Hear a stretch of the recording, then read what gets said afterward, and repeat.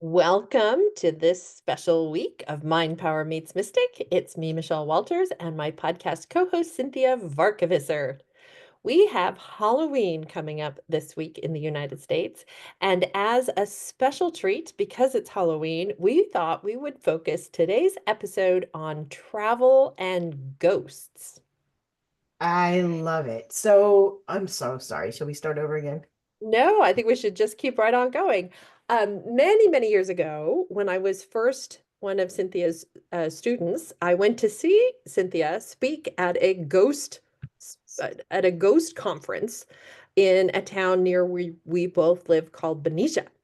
And Cynthia spoke about ghosts, and all these other kind of people spoke about ghosts. And I'm not really sure what I think about ghosts, but I do think that there's something there, or people wouldn't talk about it all over the world. It wouldn't be going on for centuries and centuries. Like there's some kind of energetic thing going on. And so we both, when we were talking about and preparing our podcast today, we thought, oh, we both have some interesting stories about ghosts. And we thought we would start with a story that comes from a friend of ours who originally told this story to Cynthia. So I'm going to turn it over to Cynthia to share our friend's story.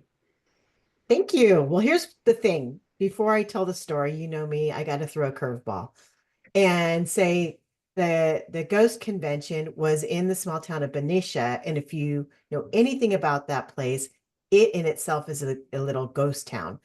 And if you go to any ghost tour, you'll find that it's mainly a history tour with some stories about ghosts. In Benicia, what would happen is that you could go in the evening, certain evenings, their ghost tour would fit you up with divining rods and other things, and then help you experience what it's like to be in contact with a ghost. What does that feel like in your body? And then tell the stories. So it's a really lovely way to switch things around. And if you're ever in the Bay Area, highly recommend that you go to Benicia, California. Okay. Sorry about that, Michelle. No, I think it's a good aside. Promo for Benicia. Can't be bad. Right, right. Yeah. And I mean, it's a cute little psychic town.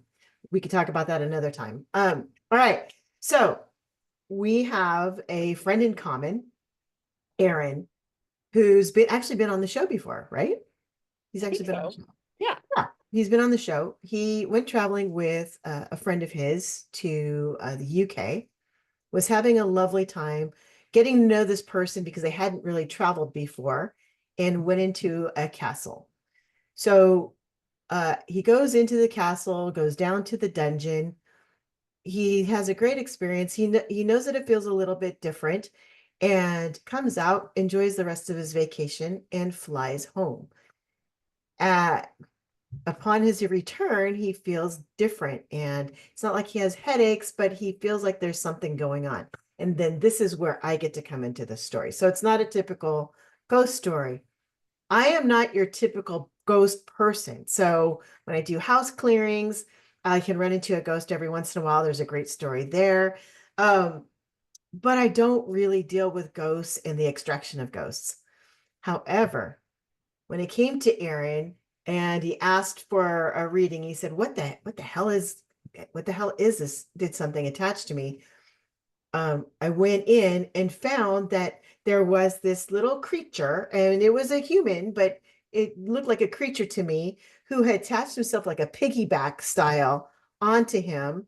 And he didn't completely leave the castle, but he just kind of wanted to roam around. So I hadn't heard about ghosts like exploring, especially exploring such long distances. And he looked to me like a little, uh, what's that name? What's the character from Ghostbusters, the Slimer. Is that what his name was? The Oh, Slimer? okay. You look like a Slimer. Yeah, I forgot his name, but so Okay. he kind of looked a little blobby, and looked like he was attached to Aaron like a hoodie. So was on his shoulders, and he was attached to him like a hoodie, which makes sense that he was feeling a little bit off. And I don't think he was having headaches, but he was doing those things. So I had a talk with Slimer to find out what was going on. And he said, after being down there for so long, he decided to see what life was like outside the dungeon of this castle, because when he was there, he did not travel at all. Now I didn't know how to extract um this Slimer. entity. Yeah, Slimer. I didn't know how to extract Slimer.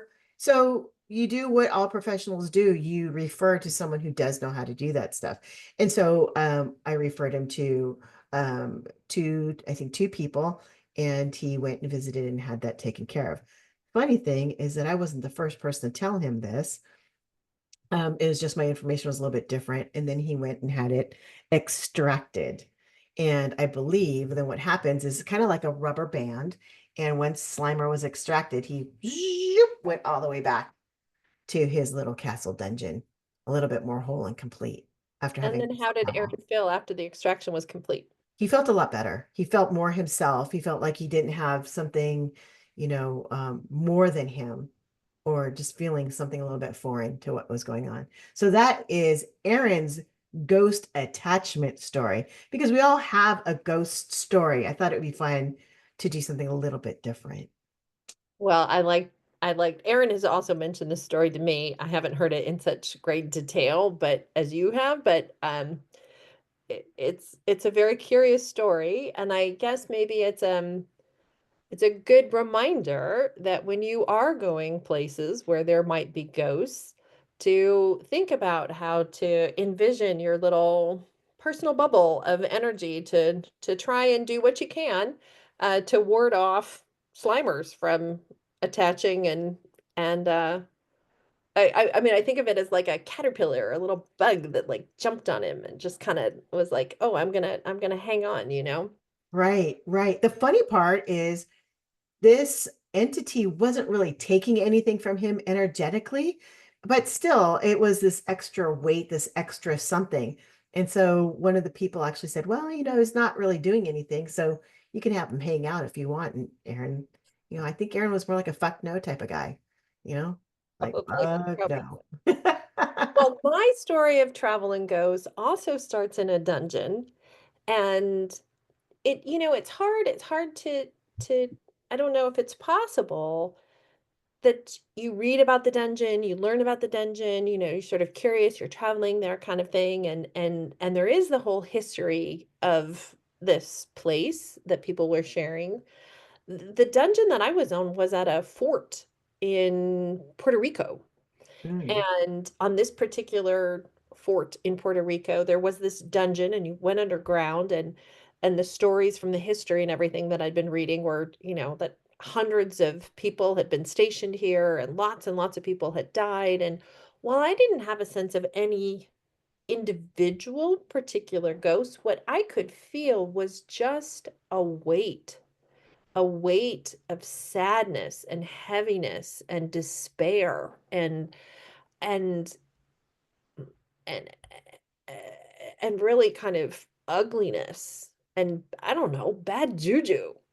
And I think that's valuable because I think a lot of people could be like me at that point where you recognize that you might be sensitive to invisible energies or to connecting those stories from history to what does that really feel like in terms of how does that modify or change a place?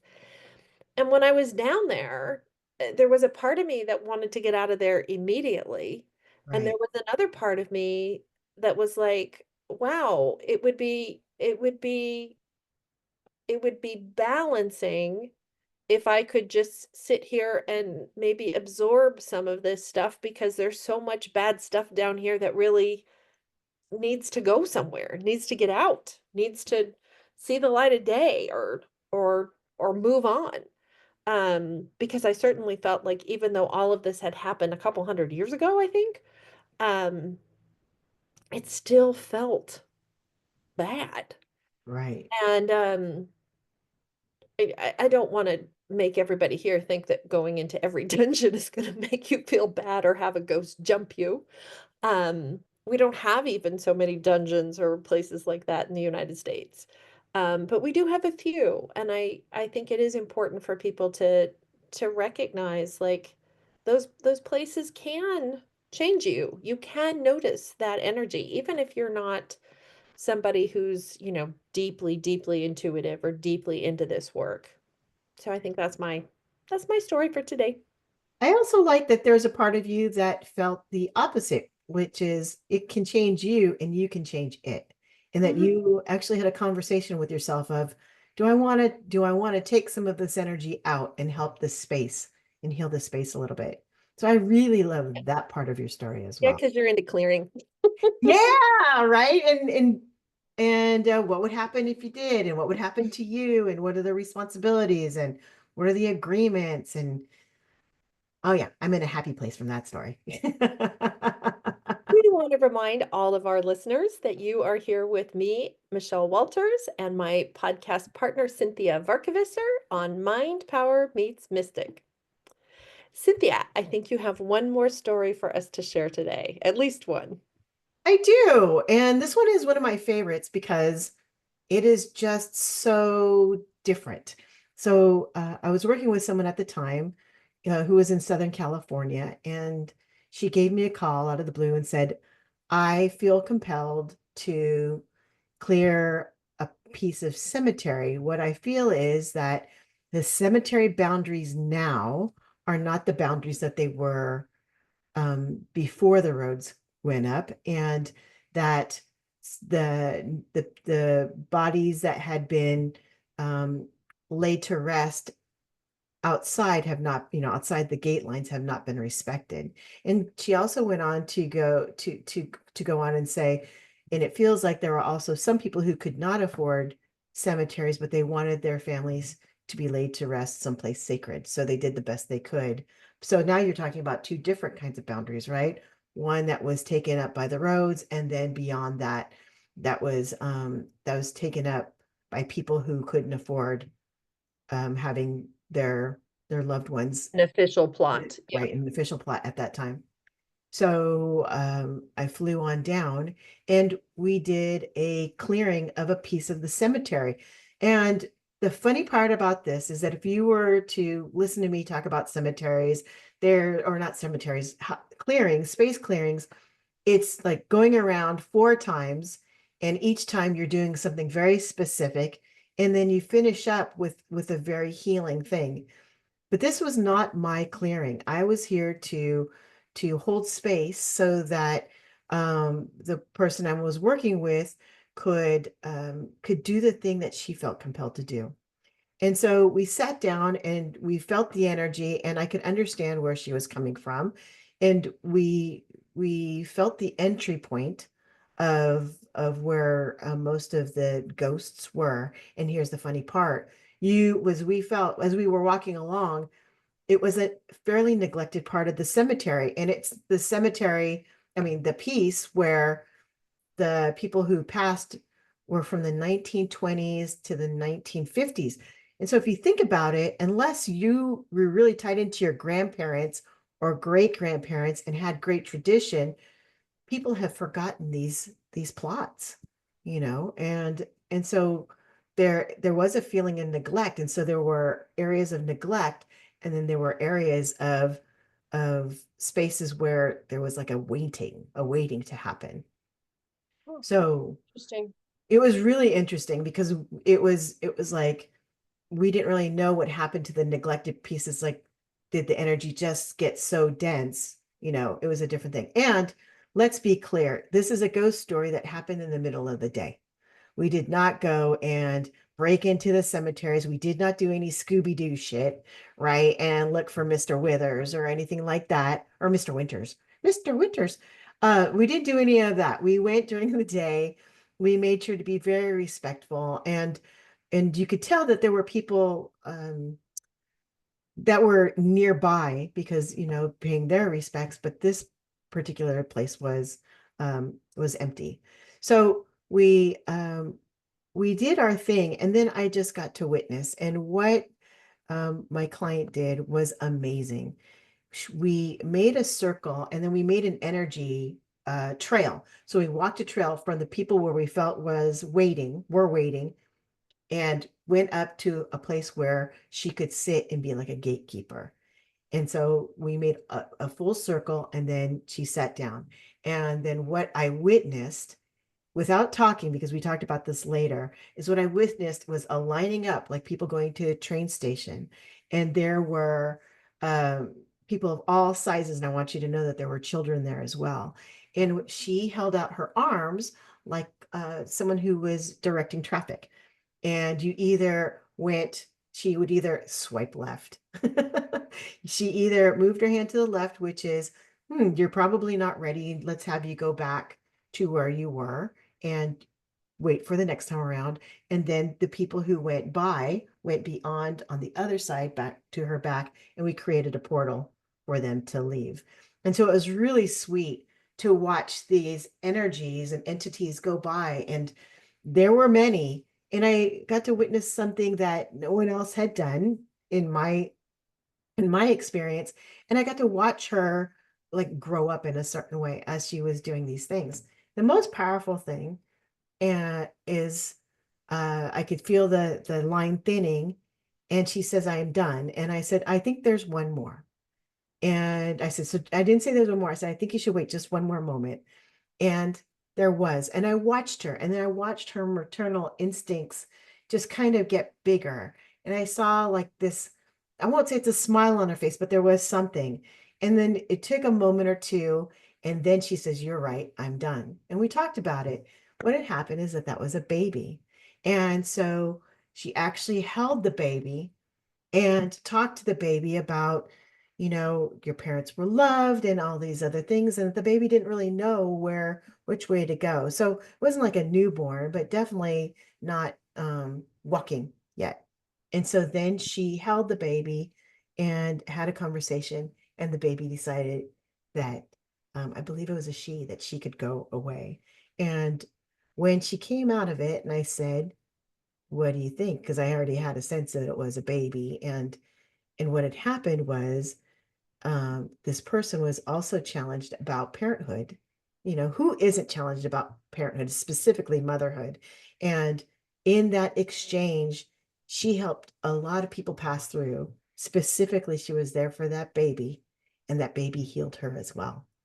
So it I was a love it. really beautiful I story, love it. really beautiful experience. Yeah. Thank you, Cynthia. And I think that brings us to the end of this episode of Mind Power Meets Mystic. You have been with me, Michelle Walters, and Cynthia Varkevisser. We hope you have a wonderful week ahead. Thanks for listening, and share the podcast if you know somebody who'd like it.